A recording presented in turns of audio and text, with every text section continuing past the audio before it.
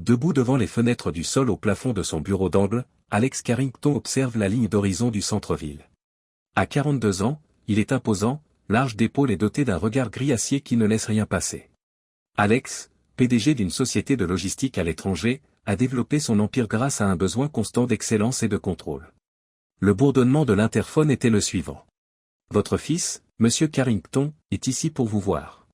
Alex dit, faites-le entrer, son visage austère s'adoucissant légèrement.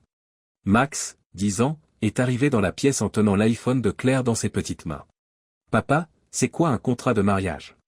Alex s'arrête, son sang se glace. Où Max a-t-il entendu ce mot? C'était dans l'email de maman, remarque Max d'un air inoffensif, en faisant un geste feignant de désinvolture vers le téléphone. Alex a reçu le gadget de son fils. En regardant la séquence de courriels reliant Claire à son avocat pour le divorce, son cœur s'est presque arrêté. Il complotait pour l'abandonner et attendait l'héritage de son père. Mais un changement s'est produit. Max, pourquoi ne pas passer un peu de temps à jouer dans le bureau de ma secrétaire? D'une voix tendue, Alex dit que je dois parler à ta mère. Alex se dirigea délibérément vers l'ascenseur tandis que Max partait, la tête tourbillonnante. Claire était allongée sur une chaise avec un magazine de mode dans leurs grands pentouses. Voulez-vous bien clarifier cela? Alex tourna le téléphone sur la table basse. Claire regarda l'écran et son visage perdit toute couleur. Elle saisit le téléphone, ses yeux volant entre lui et Alex. Comment oses-tu fouiller dans mes courriels personnels? Notre fils l'a trouvé, Claire, a dit Alex d'un air absent. Maintenant, explique. Les épaules de Claire s'affaissent, puis se redressent tandis qu'un sourire glacial passe sur ses lèvres. J'attendais l'héritage de ton père, dit-elle avec du mépris dans la voix. Mais les plans varient. Alex n'en avait pas fini, même s'il avait l'impression d'avoir reçu un coup de poing dans le ventre. Souriant, il a pris son téléphone et a montré à Claire une collection de photos embarrassantes d'elle serrée dans les bras de Mark Stevens, l'un de ses meilleurs collaborateurs et un vieil ami. Tu n'auras pas un centime, a déclaré Alex avec douceur. Tu t'es trahi toi-même. Tu te souviens encore du contrat de mariage? L'étonnement de Claire se transforme en incrédulité. Comment le sais-tu? La voix d'Alex devient immédiatement glaciale. Tu as terminé. Range tes affaires. Nuit ce soir. Commençant à comprendre l'ampleur de son erreur, Claire s'inquiète mais il est trop tard. Alex a déjà tourné le dos, la laissant face à ses actes. Buvant son 3e whisky de la soirée, Mark Stevens est assis dans un pub mal éclairé. Son téléphone bourdonnait en permanence, le nom de Claire clignotant sur l'écran avec des messages encore plus désespérés. Il se rend compte que leur stratégie s'est effondrée. Claire entrait dans une chambre d'hôtel chic à l'autre bout de la ville, ses sacs de marque contrastant clairement avec son look désordonné. Elle avait sous-estimé Alex, mais elle ne se laisserait pas faire sans lutter.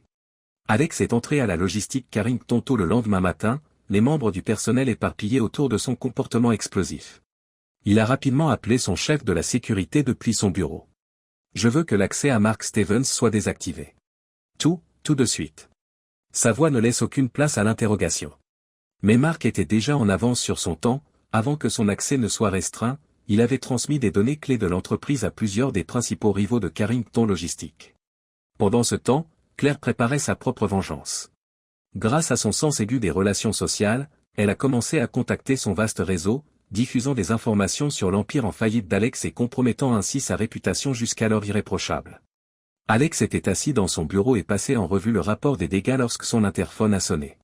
Monsieur Carrington, vous avez un Victor Zorn sur la ligne. Le regard d'Alex se rétrécit. Victor Zorn, l'impitoyable oligarque russe qui surveillait ses affaires depuis des années. Il répondit au téléphone d'une voix froide et maîtrisée. Que puis-je faire pour vous, Zorn? J'ai entendu parler de vos récents problèmes, dit la voix fortement accentuée de Zorn avec une pitié feinte. C'est peut-être le bon moment pour parler de cette fusion dont nous avons parlé. Alex serre le téléphone plus fort. Zorn, Carrington Logistique n'est pas à vendre. Ni maintenant, ni jamais.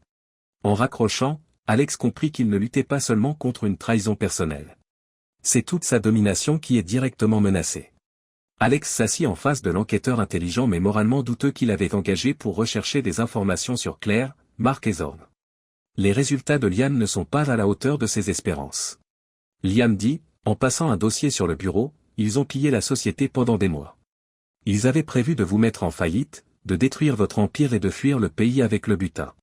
Alex tourne le dossier, la mâchoire serrée. Son téléphone a sonné à ce moment-là. C'est le CSFO, monsieur. Nous avons un problème. Zorn vient de lancer une série d'actions calculées qui compromettent gravement notre chaîne d'approvisionnement. Alex comprit qu'il devait agir rapidement dès qu'il aurait raccroché. Il a organisé une réunion d'urgence avec Zorn dans un club privé. Assis en face de lui, arrogant et trop sûr de lui, l'oligarque russe. Alexander, votre organisation est à genoux. Je voudrais vous racheter à une fraction de sa valeur. Compte tenu de la situation, c'est plus que charitable. Alex s'est incliné vers l'avant. Vous me minimisez, Zorn. C'est terminé. L'esprit d'Alex était déjà en train d'élaborer une stratégie pour non seulement survivre à cet assaut, mais aussi détruire tous ses adversaires alors qu'il quittait la conférence. Alex a lancé une contre-attaque à son bureau. Liam a poursuivi Claire et Mark pour fraude, détournement de fonds et conspiration en utilisant les preuves qu'il avait déterrées. Puis il a commencé à couper méthodiquement l'accès de Mark à l'argent de l'entreprise et à licencier ses associés, réduisant ainsi efficacement son pouvoir au sein de l'entreprise. C'était une attaque chirurgicale, précise et terrible.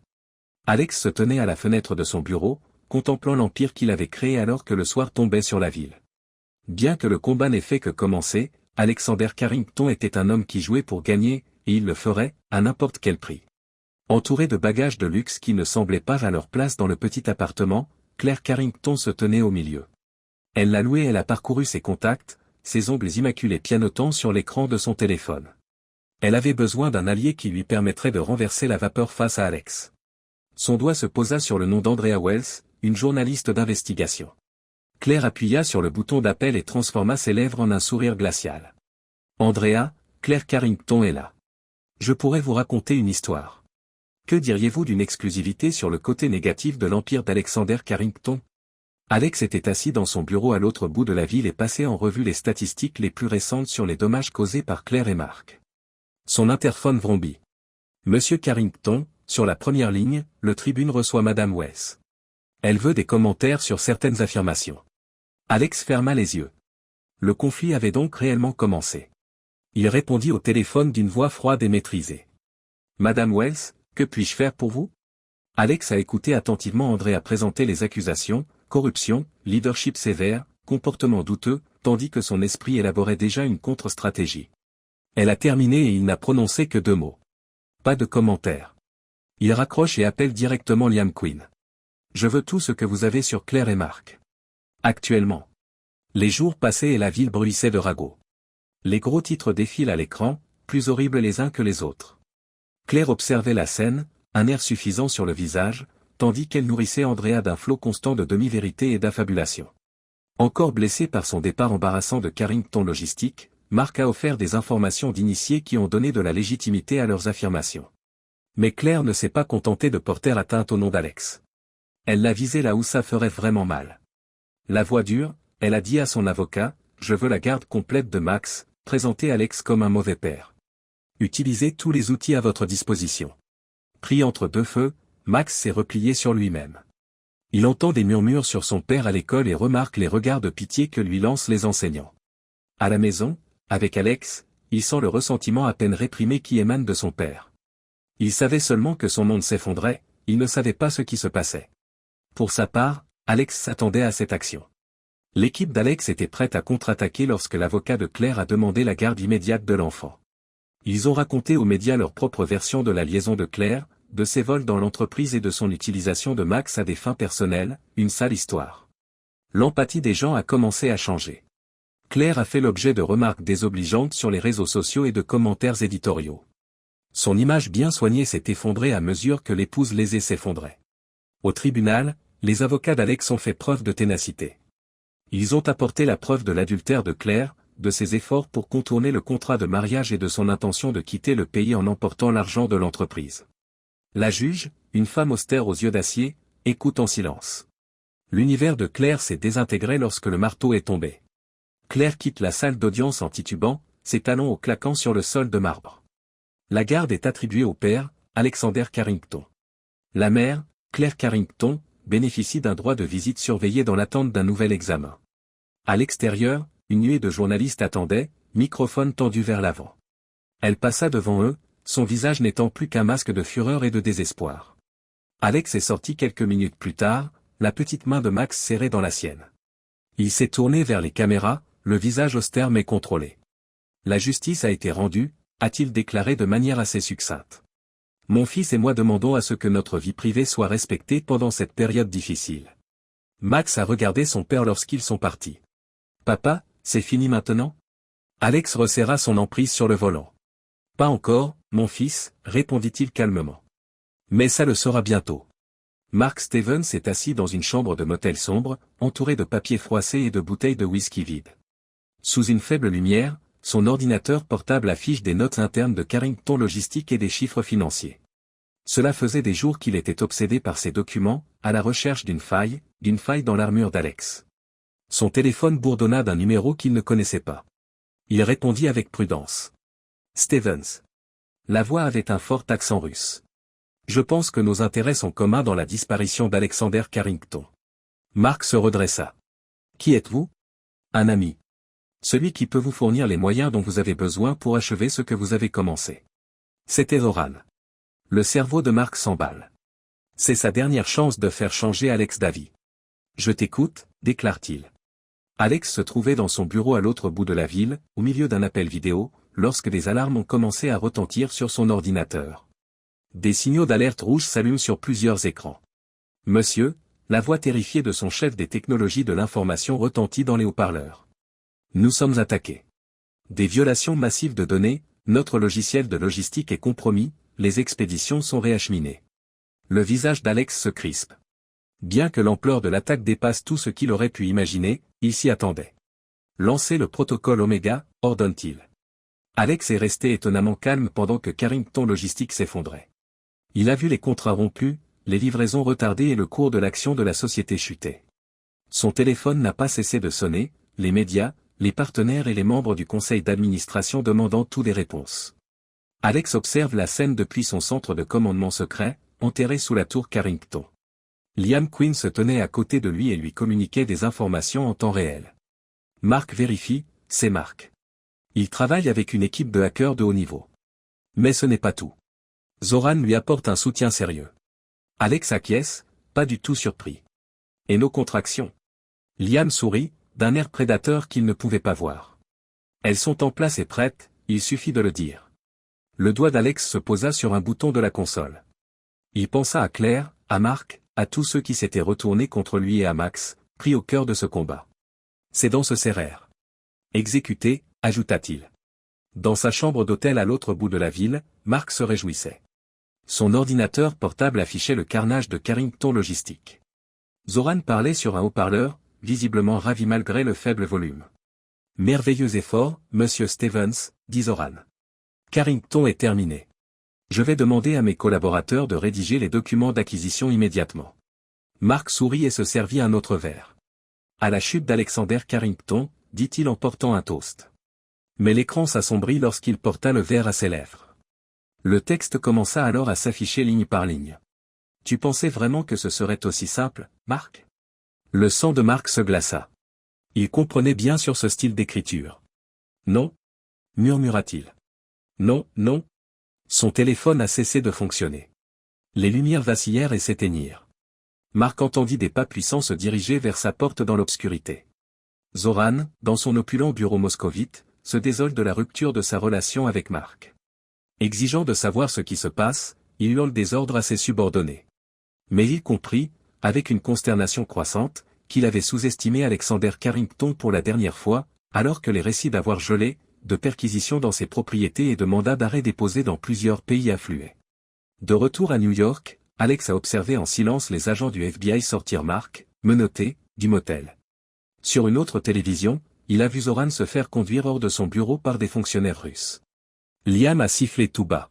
« Rappelez-moi de ne jamais me mettre dans vos pattes, patron. » Alex ne répondit rien. Il fixait les écrans, l'empire qu'il avait sauvé, les ennemis qu'il avait vaincus. Il aurait dû se sentir heureux. Au lieu de cela, il se sentait vide. Son téléphone a sonné, un message de Max. « Papa, quand est-ce que tu rentres à la maison ?» Alex ferme les yeux, fatigué et déprimé. « C'est fini, dit-il doucement. Rentrons à la maison. » Claire Carrington se tenait dans le hall d'entrée de la tour Carrington, ses vêtements chics contrastant avec sa négligence. Elle se dirigea vers la réceptionniste en serrant son sac à main comme une bouée de sauvetage. « Je dois voir Alex, monsieur Carrington, répondit-elle, la voix tendue. C'est vital. La réceptionniste garda son sang-froid, même si ses yeux s'écarquillèrent sous l'effet de l'identification. Une minute, s'il vous plaît. Alex était en train d'examiner les derniers rapports sur la prise de Zoran dans son bureau quand son interphone a sonné. Monsieur Carrington, votre ex-femme veut vous voir. Les dents d'Alex se sont serrées. Bien qu'il ait pensé à la repousser, la curiosité l'emporta. Envoyez-la à l'étage. Alex se tenait près de la fenêtre, dos à Claire, quand elle est entrée. Elle s'avança d'un pas hésitant. Alex. Il se tourna vers elle et lui coupa la parole. Ses yeux n'avaient rien de chaleureux ou de familier. Quelles sont tes préférences, Claire? Elle continua à avancer, même si son ton la fit tressaillir. Je vois maintenant que j'ai fait une terrible erreur. Je vais quitter Marc, s'il vous plaît, donnez-moi une autre chance. Je suis prête à tout. Claire recula tandis qu'Alex riait, d'un rire aigu et aigre. Une autre chance? Tu as essayé de me détruire, Claire. Tu as utilisé notre fils comme un pion dans ton petit jeu. Et maintenant, quoi? Tu crois que tu peux battre des paupières et que tout sera pardonné? Il se glissa jusqu'à son bureau et cliqua sur un bouton. Soudain, un écran holographique s'anima, affichant des nouvelles, des rapports financiers et des flux de médias sociaux. Votre nom est vaseux dans tous les cercles qui comptent. Personne ne veut vous embaucher, s'associer avec vous ou même être vu avec vous en public. Lorsque Claire prend conscience de la situation, son visage s'effondre. Elle murmure, « Que as-tu fait ?» Alex a fait remarquer, plutôt directement, « Je t'ai ruiné. » Exactement comme tu as essayé de me ruiner, à la différence que j'ai réussi. Claire se laisse tomber dans un fauteuil et les larmes coulent sur son visage. Et Max? Il a besoin de sa maman. La posture d'Alex est devenue encore plus austère. Il est mieux sans toi. Tu as perdu le droit de t'appeler sa mère quand tu l'as utilisé pour essayer de me faire du mal. Le téléphone d'Alex a sonné comme une horloge, un message de l'avocat de Marc. Le client est prêt à conclure un marché. Des aveux complets en échange d'une peine plus courte. Alex lui fait part du message. Claire a regardé les derniers combattants quitter son champ de vision.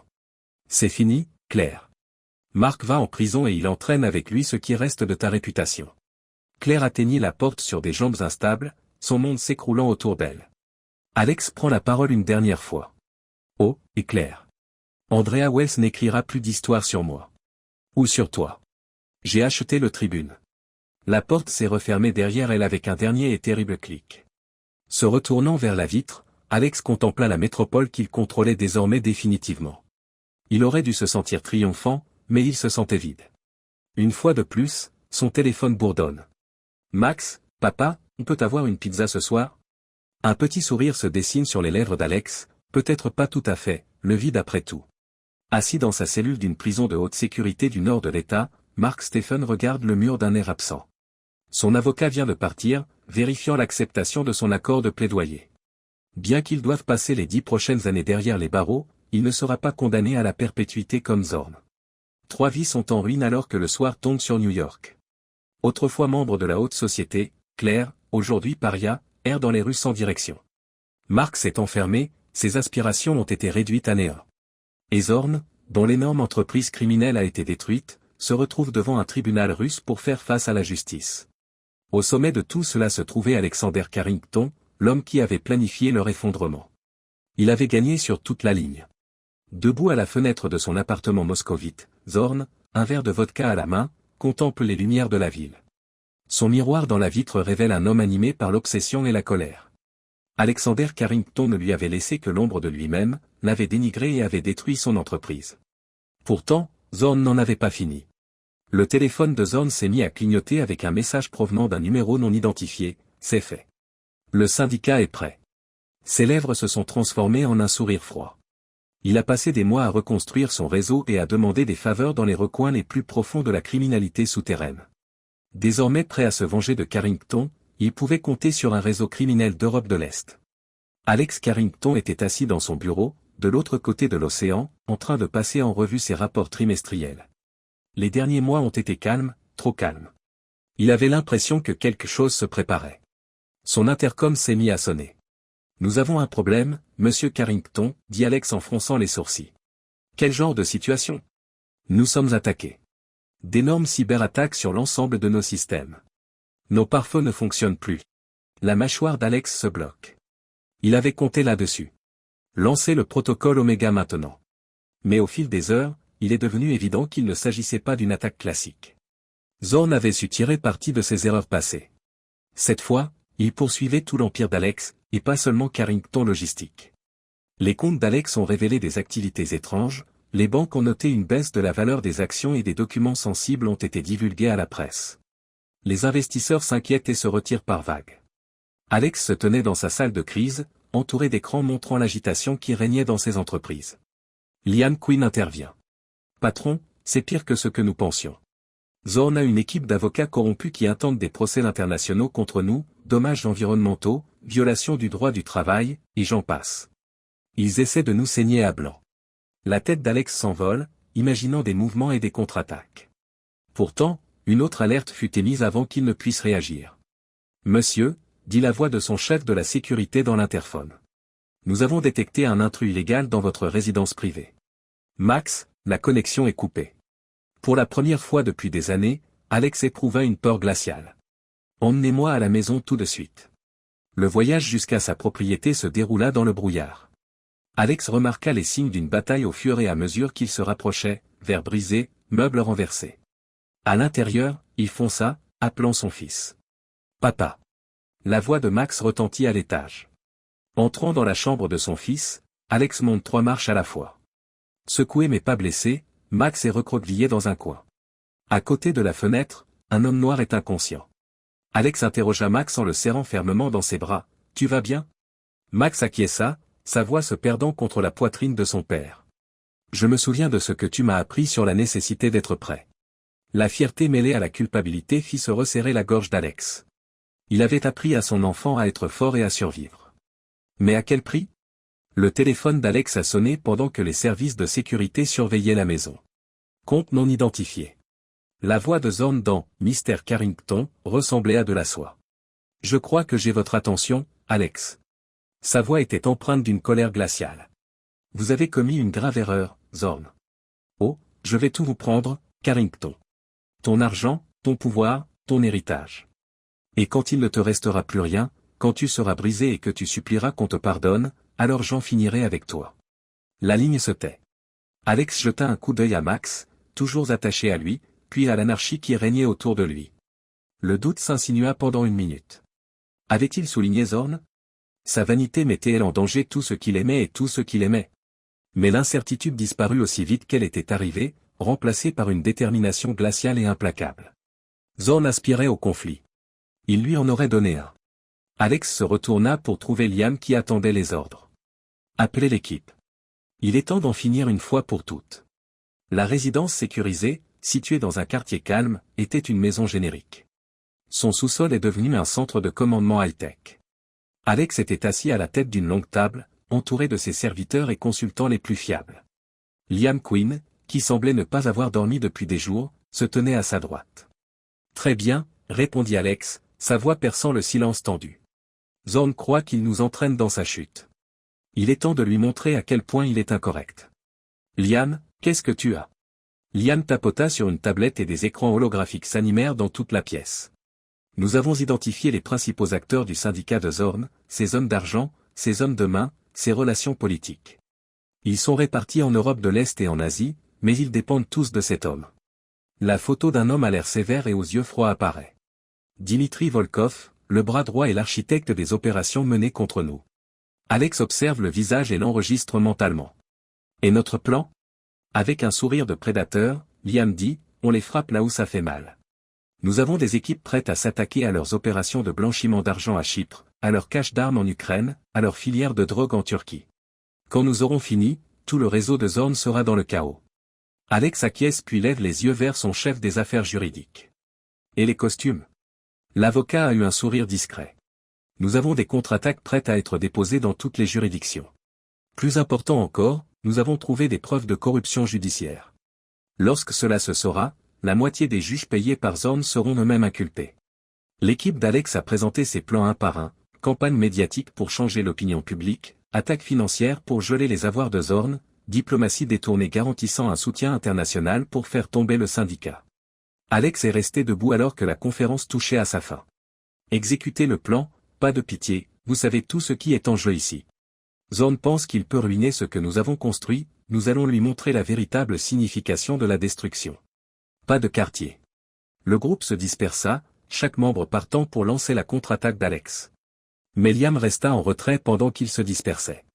Patron, il y a encore une chose, fit-il remarquer d'une voix calme.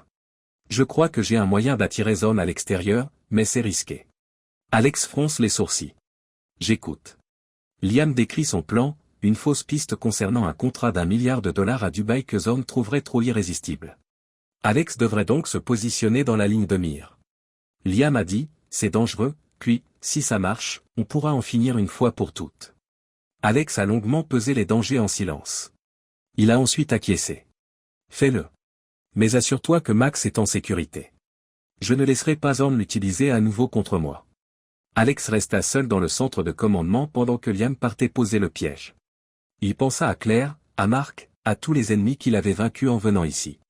Zorn n'était que le dernier d'une longue série de personnes qu'il avait sous-estimées. Il serait le dernier. À des milliers de kilomètres de distance, dans un appartement cossu de Moscou, Zorn reçoit une note cryptée. En lisant les détails du contrat attendu de Carrington à Dubaï, il écarquille les yeux. Préparez le jet, dit-il à son assistant. Nous allons au Moyen-Orient. Les éléments étaient en place.